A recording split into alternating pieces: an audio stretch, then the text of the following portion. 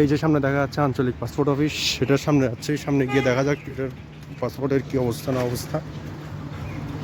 তো প্রচুর লাইন দেখছি এখানে।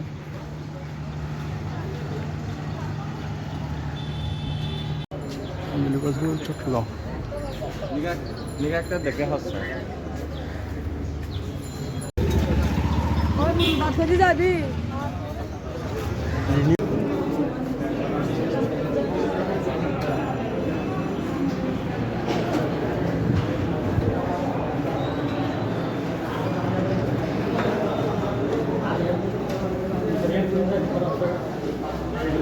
দুইতলা ইনফরমেশন ডেস্কে যাচ্ছে এখন। তো ওখানে গিয়ে দুইতলা আসতে হবে, ইনফরমেশন ডেস্কের জন্য আপনাকে দুইতলা আসতে হবে। নিচে প্রচুর লাইন, ওগুলো পাসপোর্ট নেওয়ার লাইন আর কি। এই তথ্য প্রদান অনুসন্ধান কেন্দ্র, এখানে এসে এটা জানা যায় কী অবস্থা। তো নগদ এখানে অফলাইনে কোনো সিস্টেম নাই, অনলাইনে এই পাসপোর্ট আপনার এখানে যেতে হবে। এই পাসপোর্ট ওখানে গিয়ে এটা করতে হবে। কাজ শেষ এই পাসপোর্টের বিষয়টা বেরিয়ে গেলাম।